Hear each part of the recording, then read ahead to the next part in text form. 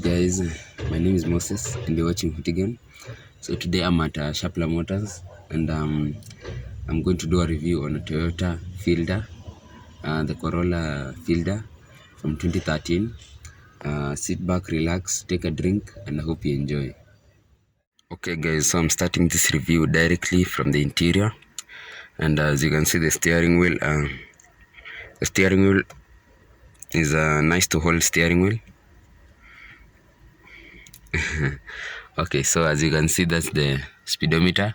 It's pretty basic, but it has a small you can see that LCD screen right there.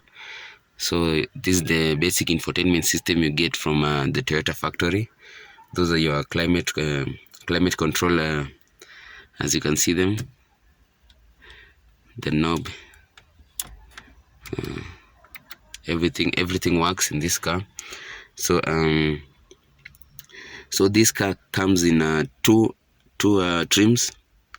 There's the X, there's the G, and this particular one I guess is the X because it did not get the leather interior, or rather leather seats. So this is also not the four-wheel drive, because it will have those four-wheel drive controls, or rather all-wheel drive. But as you can see here, you can turn traction control off with that button. It's got your old school handbrake. Everything seems to work okay. So this particular one has a glove box and also has some extra storage. As you can see there, you can store some more items in there. Okay, so this interior is pretty cozy. It's got this material on the dash and also on the doors. Some nice material right there to add some class to this Toyota. So everything is basic, whatever you'll find in your normal car. Everything works alright, everything is okay. So I'm about to move on to the back. Okay, guys, so at the back here, it's pretty roomy, it's pretty cozy. You've got tons of leg room, as you can see. My knees are not touching the back seat, even though it's put to the farthest position it can be. So I'm going to show you headroom in a second, but before that, look at this. You get door bins, which is not actually there before in the 2010 below models. So now you got door bins for, you can see you can fit a beverage drink in there, or a liter water bottle. So okay guys, so look at the headroom. There's a lot of headroom here. So it doesn't matter if your kids are over 6 foot, maybe in university or high school. So you've got a lot of headroom. You've got a lot of safety also, as you can see. How about I just turn this around and show you the ISOFIX anchor points. So as you can see, you've got ISOFIX anchor points, which are hidden underneath the seats. But yeah, it's a good thing to have those for your baby seats. Okay guys, because of some minor malfunction with the trunk, because the battery was dead for a long time, so it won't open, but I was able to lay down one of the rear seats to show you this. So this particular car has 407 liters with the seats up, and as you can see, you got a load cover,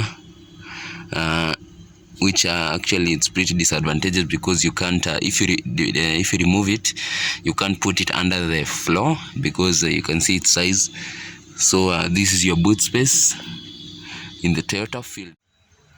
Okay guys, so we are the exterior of the car, and as customary, I'm going to start from the front.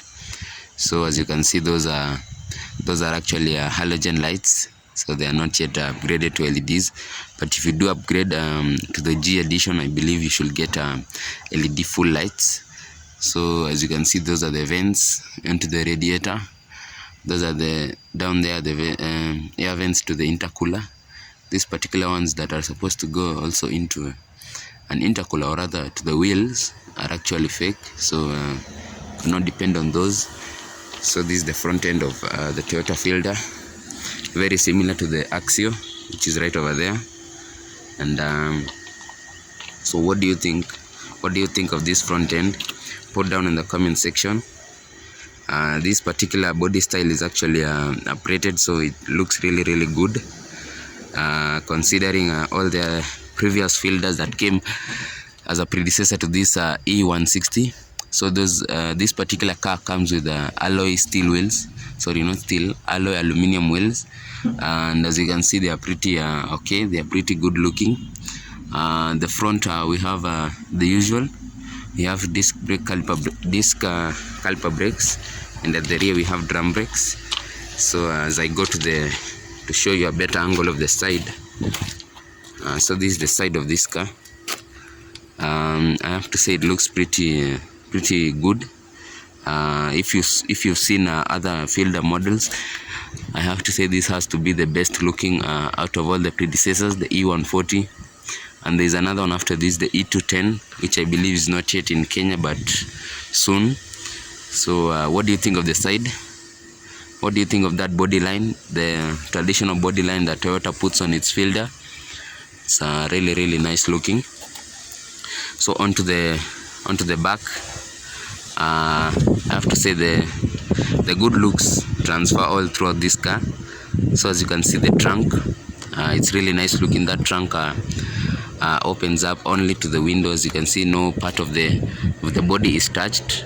So it's got a little spoiler to add to the look. The exhaust is down here, as I hope you can see, it's right there. Yeah, so what do you think of this car in general? Does it look good? Tell me in the comment section down below. And I'm here at Shapla Motors again, so it will really help me if you could pass by, come check out these cars. Okay, let's move on to the next part of this video. Okay guys, so we've got the car started up, and as you can see, it's got 100,000 kilometers on it. An empty fuel tank again, but don't worry, again I told you that they will fill it up for you. So how about to go listen to that engine.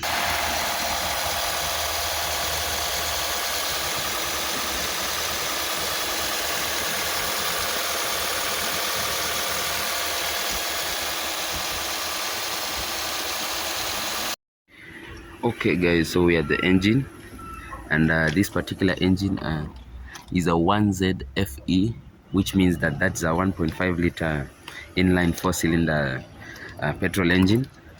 So I'm going to tell you of some stats. Later in the comment section, you can tell me what you think of this engine. So this particular car weighs 1,135 kilos. It comes in 4 engines, or rather it can come with 4 engines. One of them is a 1.8 liter inline 4-cylinder. Another one is 1.5 liter mated to an electric motor, which makes it a hybrid, and another one is a 1.3 liter inline 4 petrol engine. So those are the 4 that can come with this Toyota Fielder. So this car, according to paper, consumes 3 liters, or rather 3.03 liters per 100 kilometers, which is some good consumption, fuel consumption. So this car, being a Toyota, being with the 1.5 liter inline 4 motor, it consumes very little fuel, so it's a very economical car. So similar to the Toyota Vitz, to the Toyota Corolla, to the basically very many Toyotas consume very little fuel. So what do you think? Will you get this car because of the fuel consumption, or will you get this car because of its looks, because of its motor, how quiet it is on the highway? So tell me down in the comment section below. Okay, so guys, this particular car is running or rather is sitting on Toyo tires, 175/65, with the rim being 15-inch. You can hear the exhaust from here. So it's pretty quiet. If you like cruising on the highway with a quiet car, this car is really quiet. It's got as I mentioned, 1.5 liter engine, which is marginally pretty okay for this car because it can reach highway speeds, okay. So it's a pretty good daily driver as well as a good highway car. So what do you think?